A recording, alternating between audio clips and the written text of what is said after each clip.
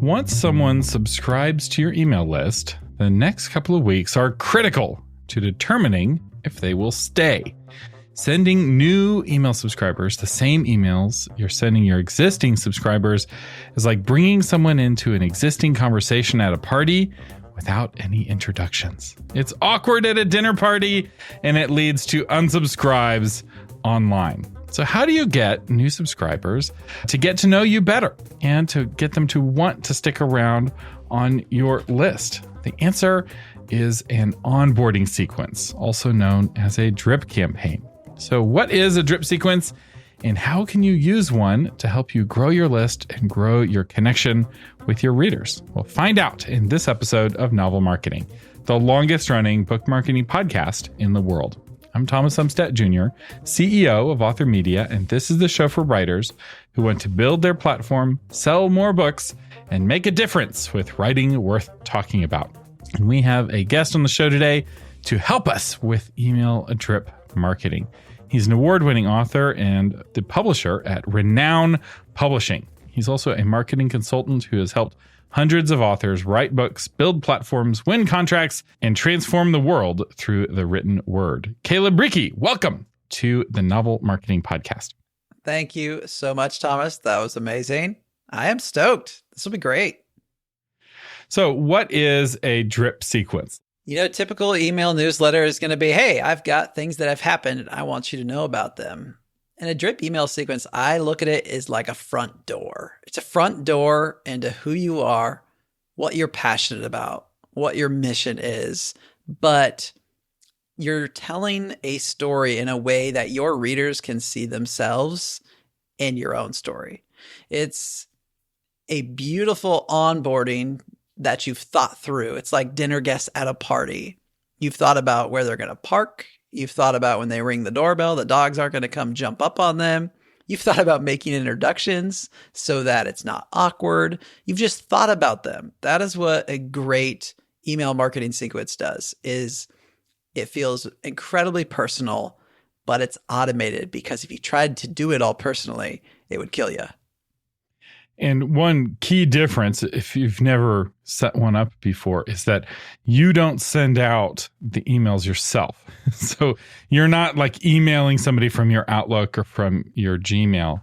And you're also not sending the email the way you would normally send a newsletter out to your list. So a drip sequence is a timed series of emails that you've pre-written that drip out, like the dripping of water, based off of when the person subscribes. So let's say you have an email that comes out the day after they subscribe, and then the next email comes out 2 days after they subscribe, and then the next email comes out 3 or 4 days after that, right? You can set the sequence, and what happens is that maybe that person who subscribed today, they were the only person that subscribed today, and they're the only person that gets drip email number 1 tomorrow. It's completely separate from your normal newsletter that goes out on Thursdays or whatever. I should say there's different kinds of drip sequences. So the most common one is an onboarding. It's like a, hey, welcome to the party kind of drip sequence. But you can create other kinds of automations and other kinds of sequences related to various topics. But we should talk about the onboarding sequence, because I feel like that's where everyone gets started, because it's the most obvious. And so what should a good onboarding sequence do? What do I put in that first email? So I have a unique way of going about onboarding sequences, but they play to my strength. When I communicate, I want people to see my passion. So when I write an onboarding sequence, one, I am going to write the text version, and it's going to be very story driven, because my whole goal is I want to connect with you as a human. That is what I believe in, more than tactics, more than strategy. I want to connect as a human. With each onboarding sequence that I write, I also have a BombBomb video that I use, which BombBomb's just a software. You can use different things for it. But essentially, it is a GIF or a GIF, however you want to pronounce it, in your email that they can click on, and it's like you're waving at them. They see your face, and they can get a quick 1 to 2 minute video of you, either talking about the email, talking about the point of the email, what have you. But it is this extra layer of breaking through the internet, the screens that divide us, and helping us connect to one another. I want you to know that I'm here for this relationship, and we're going to do it the right way. I'm going to introduce myself, and hopefully my content brings value to you. So let's talk about that introducing yourself, because I feel like this is really important. Somebody may have signed up for your email newsletter because they want to get your short story, right? You have this really great looking cover, free short story on the website. So they've downloaded your short story. Perhaps they're reading the short story or they're going to read it soon, but they don't necessarily know who you are, right? They're on your email list now, but they're not really ready for news necessarily. Maybe, and you can choose with the drip sequence that somebody doesn't get the weekly or monthly newsletter till they complete the sequence, or you can have them get it as well. It's up to you. But that introduction, it's like, hey, my name is Thomas, and this is what I do. And this is how I help people, or this is what I write about. And a good drip sequence actually leads to some unsubscribes, because in that introduction, people will be like, oh, this is military science fiction. I'm wanting space opera. I don't want all that military stuff. And so then they unsubscribe. And you actually want that. You'd rather somebody unsubscribe if they're not going to ever buy your book, because it's costly to have them on your email list. It's better to have 1,000 people on your email list who will all buy your book than to have 10,000 people on your email list, only 1,000 of which will buy your book, because those other 9,000 aren't opening the emails. They're not clicking links, and they're actually going to make it less likely that the 1,000 who do care will even get the emails, because the ISPs monitor the performance of an email to see if it looks like spam or not. And if everybody's opening your emails and responding to them and clicking the links, Outlook notices, Gmail notices, AOL notices, and it will make sure that that email comes into inboxes more often if it's a high engagement. So you don't want poor fit subscribers watering down your list. And so this introduction is a kind and gentle way of saying, hey, here's who I am. Here's who I'm for. If you're that kind of person, we're going to have a great relationship and we're going to make beautiful music. And if you're not that kind of person, you can unsubscribe. You won't hurt my feelings.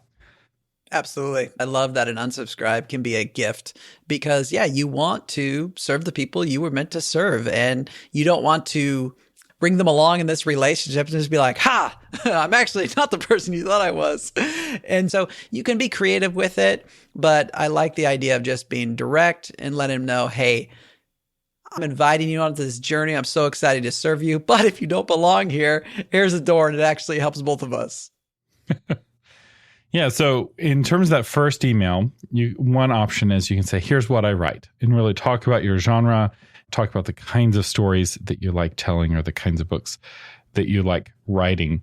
And then one thing you can consider in the next email is a why I write type email, where you share your story, right? It's like, I was in the woods as a kid and I imagined elves and fairies, and all I wanted to do was tell stories with elves and fairies. And now I'm telling those stories and I'd love to share them with you, or whatever, right? Every author's why is different, and sharing your story of what got you into this, the more interesting and authentic you can make it, I think, is key. Don't talk about your second grade teacher who's really encouraging, because that's kind of generic. Everybody had an encouraging second grade teacher or whatever. What would be more unique about that story is if your second grade teacher was really discouraging and it took you years to overcome it. Then maybe include it in the story. Hey, I had that teacher. She almost made me cry. Yeah. So I would be a little bit more specific than just like, I always loved writing and now I'm writing for you. If it feels like it could be somebody else's story, you're not specific enough about telling your own story. It's like specifically why. What's the why behind the why? It doesn't have to be very long, but if it's an interesting and well-told story, people will stick around and read it. They'll enjoy an email, especially if you don't give away the ending right at the beginning, right? Follow the storytelling rules, even if it's a true story.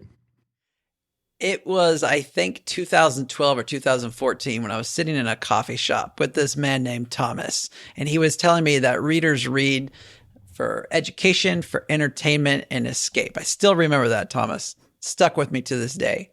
And the favorite email sequence I've ever written is one where I spoke through the character of my villain in a thriller series.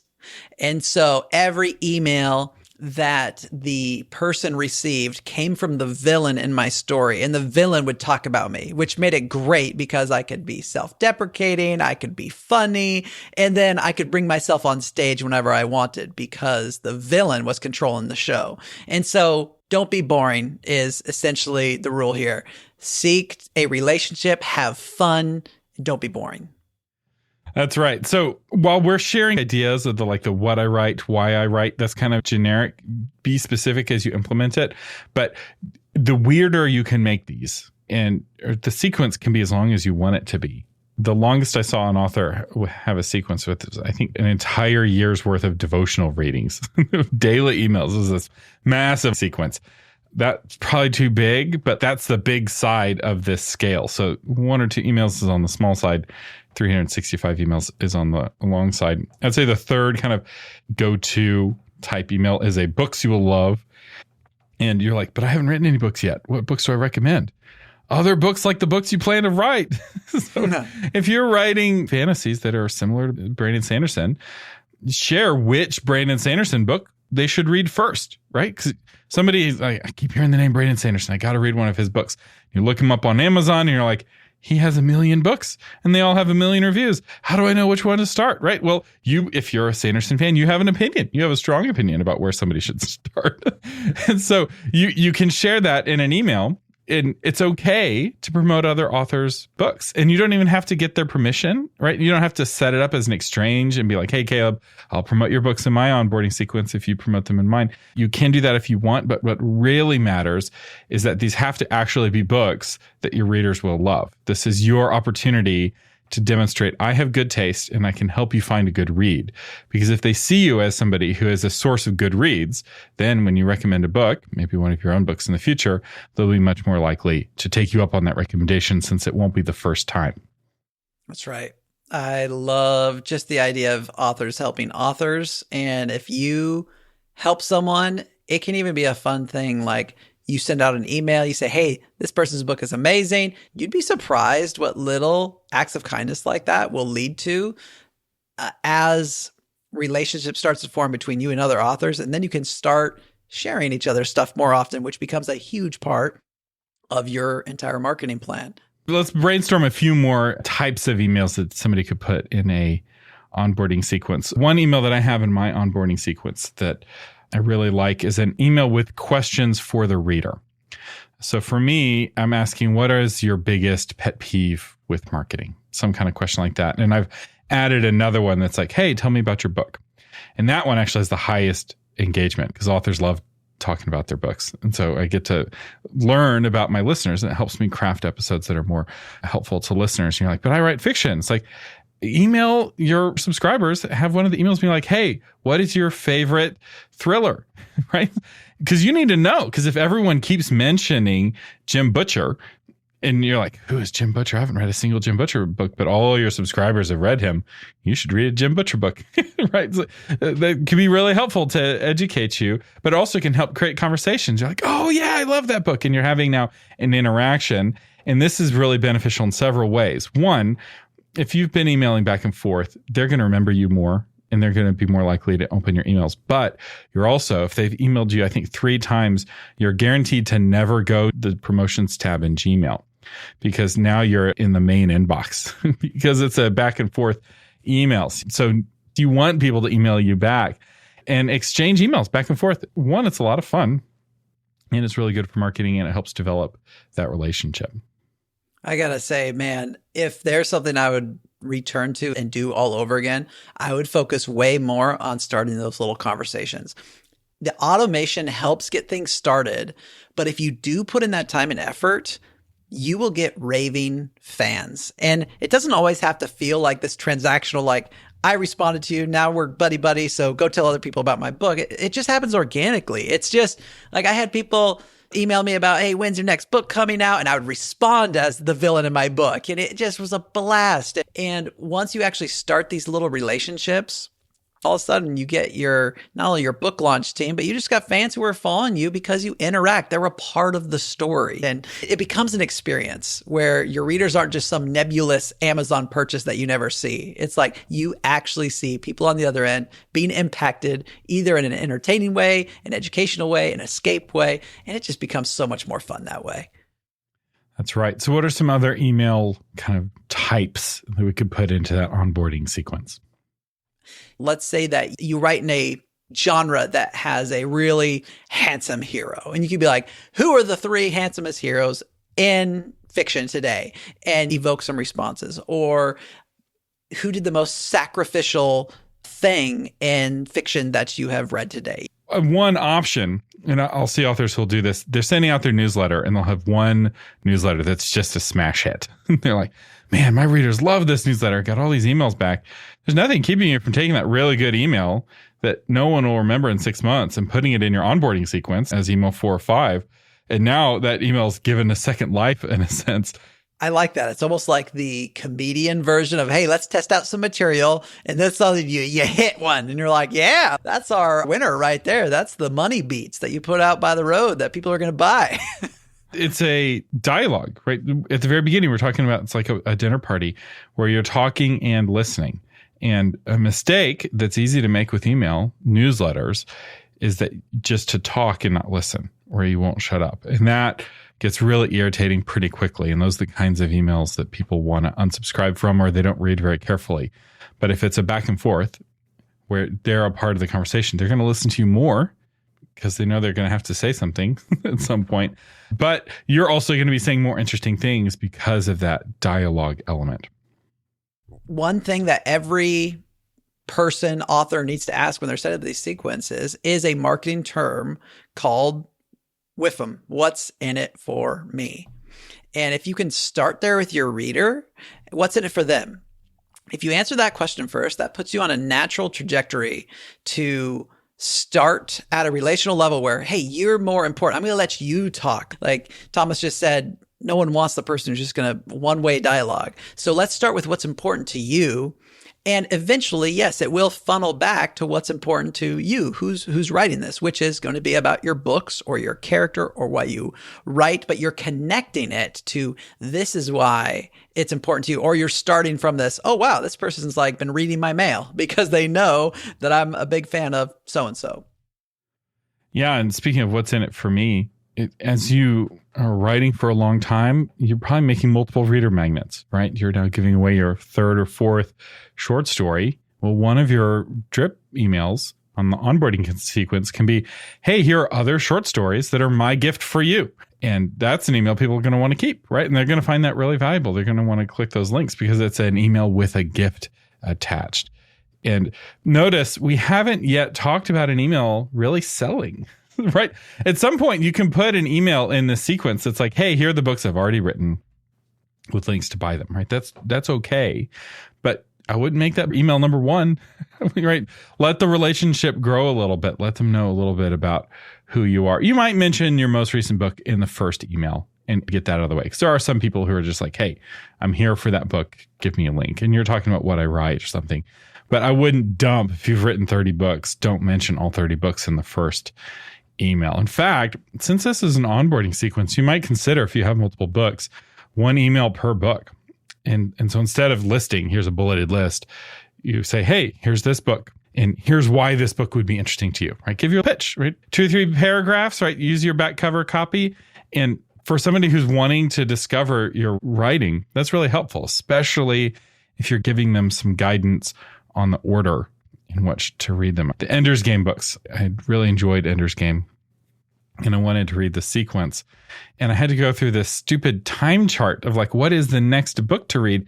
Because Ender's Game has 2 different sequel series.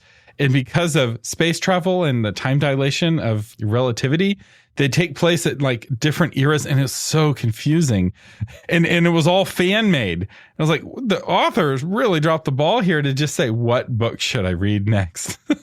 I can't tell you how many times I have Googled the order in which to read books.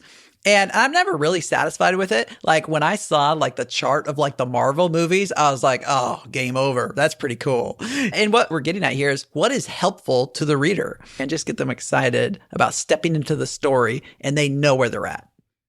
Yeah, it's interesting because I'm reading the Chronicles of Narnia to my kids right now, and I'm doing it in what I consider the appropriate order, not this new fandangled chronological order. So we started with The Lion, the Witch, and the Wardrobe, and we have not yet read The Magician's Nephew. This is original order, right? I have strong opinions about this, but what you were saying, Caleb, about serving the subscriber and asking what's in it for them, that's really the key. And as you are interacting with your subscribers, you'll start to get more and more ideas. So we're just trying to get the wheels turning in your head, and you'll come up with your own really cool ideas that are weird in the way that your books are weird and your readers are weird in all the right ways, the right kind of weird for you. And those will be your best emails. But as we're talking about onboarding sequences, we should probably talk about other kinds of drip sequences, because that first introduction sequence isn't the only kind of sequence. So you're talking about a character in your books sharing a sequence of emails. That's probably not a good onboarding, because if I don't know who that character is, I'm like, who is this weird evil thriller villain talking to me? And I might think it's actually you, the author, and now I'm really creeped out and I'm out of here, right? But if I already know who you are, if I've already read book 1, I'm waiting for book 2 to come out and I get the evil plan emails from the villain. Now suddenly I'm anticipating when I get the next email. So what are some other sequences authors could put together? One sequence that came to mind was like book launch sequence or book launch team sequence. Simple as, hey, click here if you want to be the first to receive this and help get the word out about this epic tale that's about to go down. And now they get exclusive content to you, videos, updates, what have you. But most of it is automated, gearing up for that launch. And pre-written and potentially reusable, or at least adaptable. So when you're putting together your book launch for your next book, you're not starting from scratch. You're starting from the sequence of emails that you had the last time. So when I'm having someone go through a drip sequence, the goal for me of selling may be warming up the relationship and getting to a point where I am asking that person to respond back to me. So now I'm collecting a group of readers who are now engaging with me back and forth. And so another type of drip sequence you can create is go, what would I do if I were having active conversations with my readers and want to take it to another level where now I'm going to actually, the end of this sequence is going to be, I'm going to ask for a sale, or I'm going to ask for a get one, give one, or I'm going to ask for a photo of you holding the book up and posting it on social media. And what you're doing is you're now segmenting your lists. That does require some manual effort because you're creating a new list that you're putting people into. But that is another example of a type of drip sequence that is more segmented, more active, and is going to lead to more sales. Yeah, let's talk about the technicalities of that, because it's actually, depending on which platform you're using, it doesn't have to be very hard. So with ConvertKit, which is my favorite, it's actually really easy. You can create tags, and you have multiple tags, and different subscribers can have multiple tags attached to them. So classic is I write fiction and nonfiction. Some of my readers have the fiction tag, some of the readers have the nonfiction tag, based off what they're interested in. But you can create what's called a link trigger, where anyone who clicks a certain link in one of your emails gets attached to a tag or gets put into a sequence. So you could send an email out being like, hey, would you like to get the diary of the evil villain? And that's the email. And then there's a, yes, please send me the diary link. They click that link, and then ConvertKit automatically puts them in the tag, starts this sequence, right? Once you get it configured. And now they're getting that sequence, and it's all automated, and you don't have to do anything on a per person basis. So it's really scalable. And you can also, maybe if you're doing both fiction and nonfiction, you ask people, it's like, hey, what are you interested in? Fiction, nonfiction, or both? And you have links. Depending on which link they click, it determines what tag they have, and it might determine what emails they get or don't get, right? Please don't email me about your fiction. I just want your nonfiction, right? Click here. And then you exclude everyone in that tag from all of your fiction emails moving forward. That's fantastic. I know as writers, some people are out there like, oh man, this is so cool. And others are going to be like groaning like, oh, the technicalities, this is killing me. But it really isn't that hard. Yes, you have to set aside some time for it, but they've made it very easy with the software. The biggest tip I would have for technology is to get away from MailChimp. MailChimp is terrible for automations. It's confusing. I have yet to meet an author who has successfully used automations with MailChimp and still likes MailChimp at the end of going through that process. That's so funny. I started with MailChimp back in like 2010. And since then, I have used ActiveCampaign, which tends to be a little bit more on the expensive side. And I think has maybe too many bells and whistles at times. So I'm not sure if you've used ActiveCampaign, but that is what my team uses. Okay. ActiveCampaign is really good if you're needing CRM functionality or deep shopping cart integration. So if you're running WooCommerce on your website and you've got a lot of different products and you want to trigger emails based off of somebody's checkout from your e-commerce website, ActiveCampaign has some nice features that are nice for that. But if the idea of setting up your own online store is overwhelming to you, then ActiveCampaign is likely going to be overwhelming to you as well. And it's going to be more expensive than you're wanting to pay. ConvertKit is similar to ActiveCampaign, except instead of being made for small businesses, it's designed specifically for authors, which is why it's both easy to use and powerful. MailerLite is popular with some authors, especially authors on a small budget, because they let you have the automations in their free plan. Whereas ConvertKit only lets you turn on automations with the paid plan, as does MailChimp. So if you're the kind of person who doesn't like to spend money on stuff and you want to get the free version, which I encourage you, be the customer. pay for what you use. Taking freebies can get you into trouble and can send you down some dark paths if you're not careful. But that said, MailerLite's a perfectly good company. So of the free plans, theirs is the most powerful in terms of automations. I feel like there was an inner Ron Swanson right there. You almost came out and spoke in his voice. Get a job. Buy things with your own money. Oh, you become a dad and suddenly hear your own dad's voice out of your own mouth. So if you want to use a free version, it's a free country. You can use a free version. ConvertKit also has a free version. They're both now better than the MailChimp free version. Now, one style of onboarding sequence we haven't talked about yet is an offboarding sequence. So we talked about like introducing somebody to your list, and then we have talked about sequences around specific things, maybe themed around a book or around a launch. But something some authors do is they'll create a list cleaning sequence or an offboarding sequence. So I guess my first question is, what are your thoughts about offboarding sequences? Good idea, bad idea? I think it's great. I mean, literary agents today who, if you have a 15,000 person email sequence, you jump to the front of the line in terms of pitching your book. But the first thing they're going to look at is your engagement. Like, they've wised up to the fact that it's not just numbers, it's engagement. And one of the best ways to increase your engagement is go, hey, this person hasn't opened an email in 6 months. So this is a good way to clean that list up. And I would rather focus on one person who's very engaged, paying attention, as opposed to 1,000 people who I'm trying to look them in the eye and they're not even looking. They're not there. So yes, I'm definitely a firm believer in the offboarding sequence. I'm starting to change my view on offboarding sequences. So I used to be. This is good radio now. Let's go.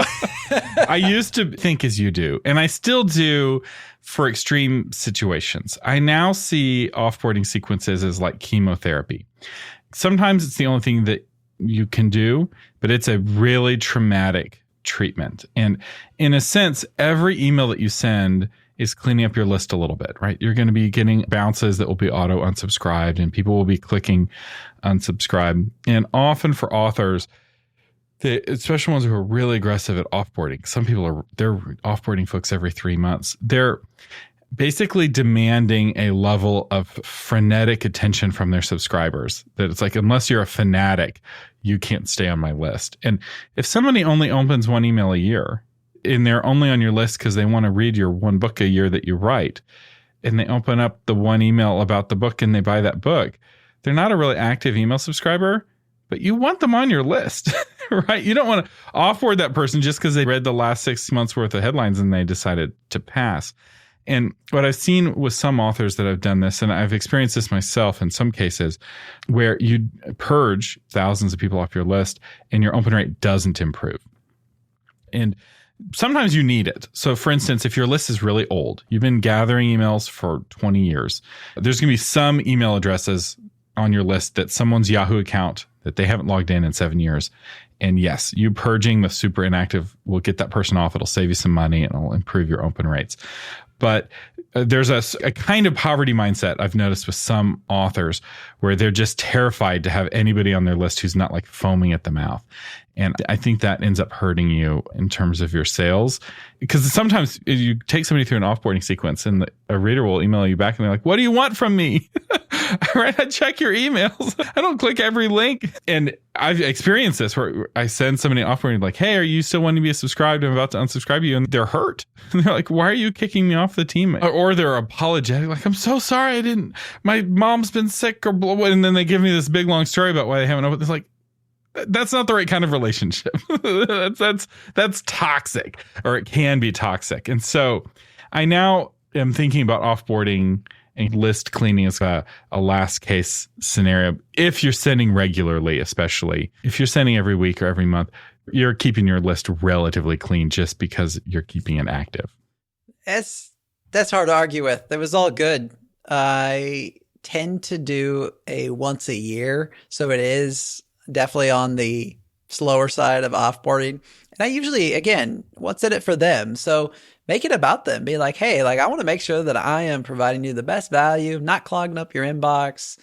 And if you want blank, blank, blank, or blank, it gives you a way to reinforce what you bring, whether it's a gift card here and there, book launch announcements, and give them a list. They can click there. And so it makes it about what do you want? I've seen it in nonfiction book titles, but I am in agreement with you. I would not be sitting there the whole time like, hey, you didn't come to my birthday and you didn't wish me my half birthday. And by the way, Valentine's Day passed, you didn't click anything. So, I mean, just no one wants that.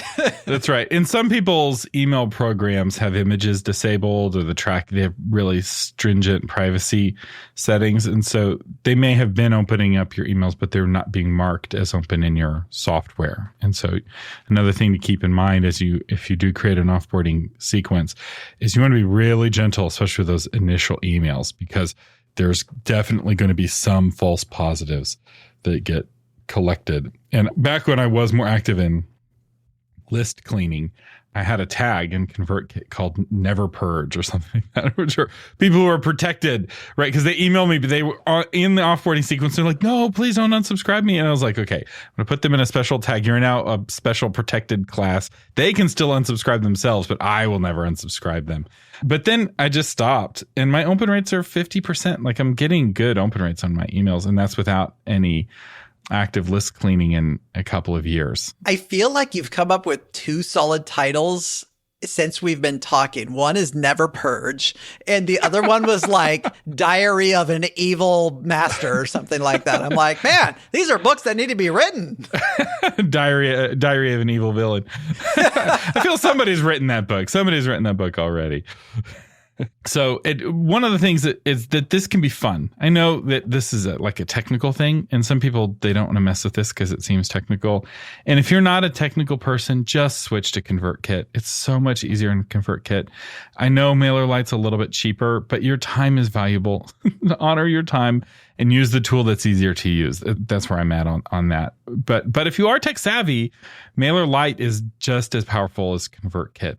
It's just more steps to go through the process.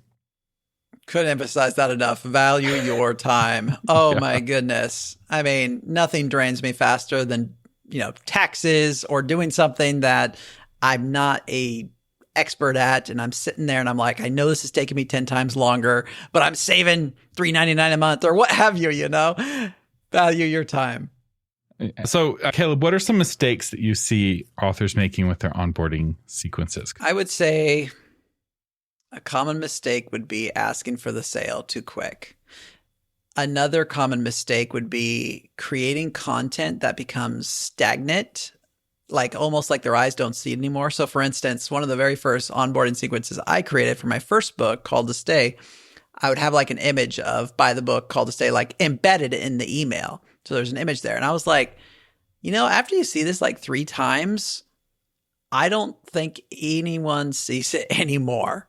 So it's more powerful to have an email mixed in of buy this book now because of relevant reason, happening today reason, boom, instead of, hey, I'm going to give all this free content and I'm going to assume you're going to click this because it's been here the whole time.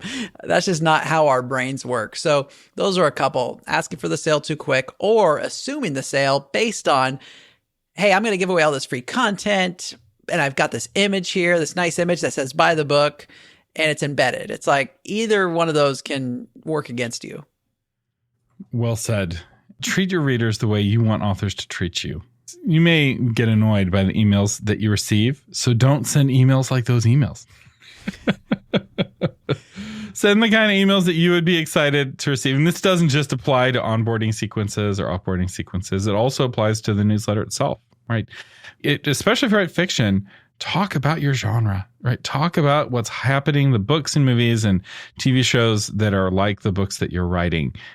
Don't just talk about your own books all the time. Talk about what your readers are reading, and you need to spend enough time with your readers interacting where you know what they're reading, so you know what books they want to talk about, right? What are the questions that they care about? And if you talk about what they care about, then they're going to want to talk to you because you care about the same things. I love that. It feels like it came straight out of Proverbs. Doing this is bad, and doing it will result in a bad outcome. Yeah. So Caleb, you have a website, getthestring.com. You have a newsletter there. Is there an onboarding sequence attached to that people could see an example of an onboarding sequence done well? Oh man, now you're putting me on the spot. Yes, there is. But boy, it's been a while since I've even thought about it. Which is, everyone on this, do not follow that advice. I have not been in the author side of creating onboarding sequences for quite some time, as I've been running my own business for the past 10 years. And so the onboarding sequences have been different, more business related, but it's all the same thing. It's just I have not put my time and energy back into my book for quite some time. I think that's actually a good point, is that this is one of the things you want to revisit. And it's really easy for it to be out of sight, out of mind. You set up the onboarding sequence and then you don't really go back and look at it. And it's really easy for your onboarding sequence to not talk about your latest book, right? You came out with a new book and your onboarding sequence is still talking about your first book. And now you've written 3 books. And so you do have to go back from time to time and at least look it over, right? It maybe you're like, this looks great. I stand by everything I said, no changes. And it's actually not hard in your email program to look through it. You can also subscribe to your own onboarding sequence every once in a while and get those emails. Another thing that I find really helpful is because many of my onboarding emails include a question for the reader. As people respond to those emails, it reminds me of the email. And so my original email is there and I'm like, oh, there's a typo that I didn't notice. And so this is actually one really cool thing about an onboarding sequence. These emails end up being, over time, much better emails than the email you just put together real quick on a Thursday afternoon, because you don't revisit your emails and keep making them better and better over time. Whereas those onboarding emails, you do. Over time, they get really good if you keep revisiting them. So, Caleb, I'm going to send people to your onboarding sequence and y'all can see what it looks like. Getthestring.com. We'll have a link to it in the show notes. Do you have any final advice or encouragement? Man, just make it about people. I would change the way I do sequences today than I did in 2019 when my first fiction book came out, then in 2013 when my first nonfiction book came out. Evolve. Take Thomas's advice of, like, what would you want? Like, what emails have you actually stayed subscribed to and why? Be honest with yourself and do more of that. Like, I happen to like shorter emails that link to something that helps me break through the wall of the internet. Essentially, hey, it's a podcast, it's a video, and also they've thought through to make it relevant somehow. And relevant, sometimes we think about it has to be happening right now, but relevant can be just something very universal that most humans are probably going through at some level.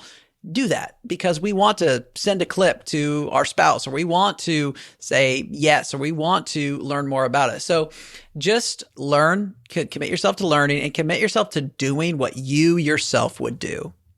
Caleb Brieke, thank you so much for joining us today on the Novel Marketing Podcast. Thank you so much, Thomas. Appreciate it. Our featured patron today is Kamwela Kaneshiro, author of Legends from the Pacific, Book 1.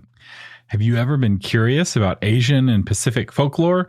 Like what the Brothers Grimm did with Germanic folklore, Kamwela Kaneshiro has spent years doing with the folk tales from around the Pacific. Join Hawaii's goddess of fire Pele in her search for sanctuary, confront the Philippines' shape-shifting vampire, battle the dreaded Wendigo, and more. If you want to write epic fantasy but need some fresh folklore ideas to pull from, then grab your copy from Amazon or legendsfromthepacific.com now. I also should point out that Legends from the Pacific is also a podcast. You can listen to these stories, legendsfromthepacific.com. Thank you to Kamwela Kaneshiro for being a patron, and thank you to all of the other patrons that help keep the Novel Marketing Podcast on the air. The Novel Marketing Podcast is a production of Author Media. Our producer is Lori Christine. Our guest was Caleb Brieke. This episode's audio is edited by William Umstadt, and the blog post version is crafted by Shauna Lettler.